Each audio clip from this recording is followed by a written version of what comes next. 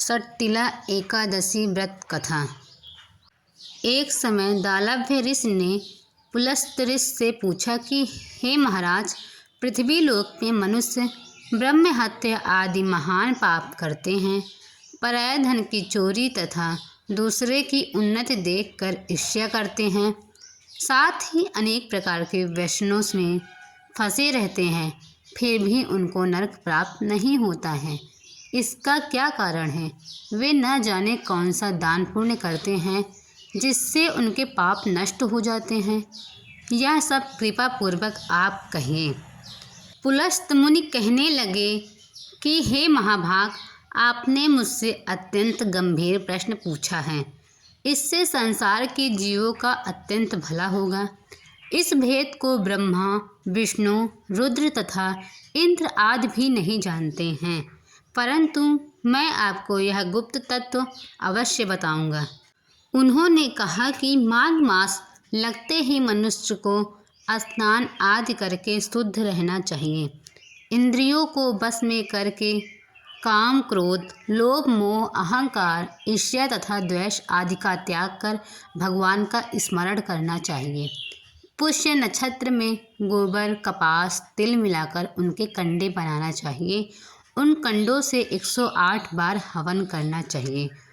उस दिन मूल नक्षत्र हो और एकादशी तिथि हो तो अच्छे पुण्य देने वाले नियमों को ग्रहण करके स्नान आदि नित्य क्रियाओं से निवृत्त होकर सब देवताओं के देव श्री भगवान का पूजन करें और एकादशी व्रत धारण करें।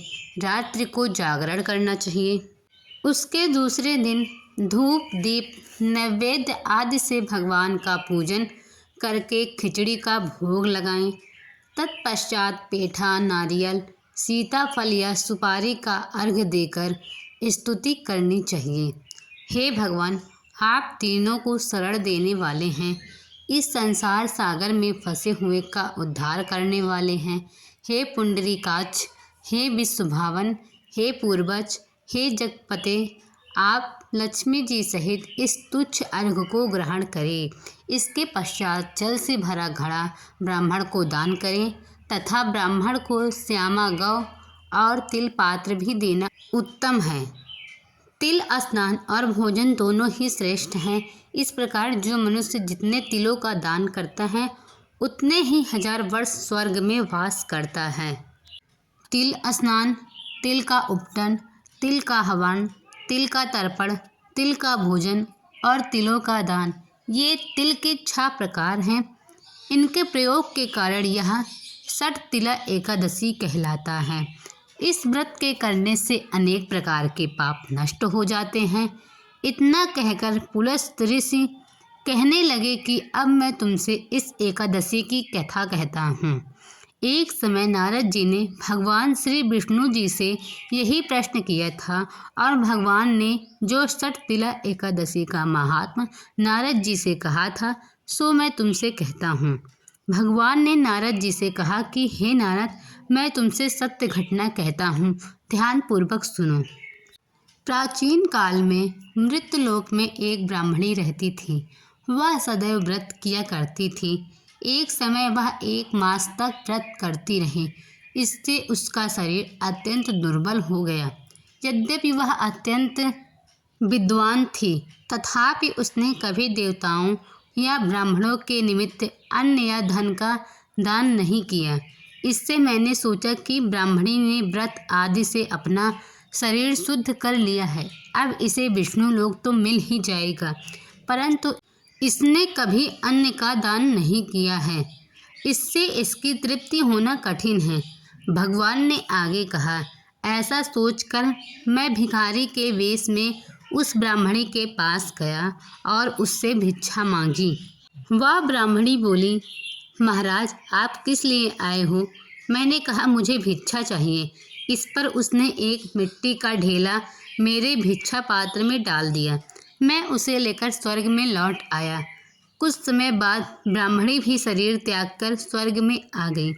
उस ब्राह्मणी को मिट्टी का दान करने से स्वर्ग में सुंदर महल मिला, परंतु उसने अपने घर को अन्न आदि सब सामग्रियों से शून्य पाया।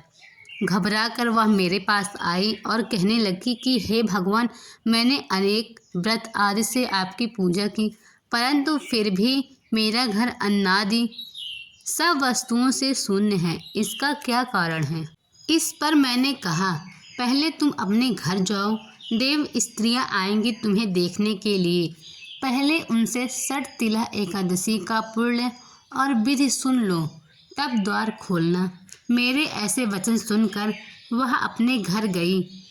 जब देव स्त्रियां आई और द्वार खोलने को कहा तो ब्राह्मणी बोली, आप मुझे देखने आई हैं तो षठ तिला एकादशी का महात्म्य मुझसे कहो। उसमें से एक देव स्त्री कहने लगी कि मैं कहती हूँ। जब ब्राह्मणी ने षठ तिला एकादशी का महात्म्य सुना तब द्वार खोल दिया।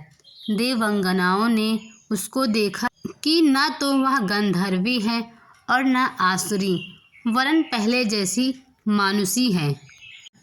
उस ब्राह्मणी ने उनके कथना अनुसार षठ तिला एकादशी का व्रत किया। इसके प्रभाव से वह सुंदर और रूपवती हो गई तथा उसका घर अन्न आदि सामग्रियों से युक्त हो गया। अतः मनुष्यों को मूर्खता त्याग कर षठ तिला एकादशी का व्रत और लोभ न करके तिलादि का दान करना चाहिए।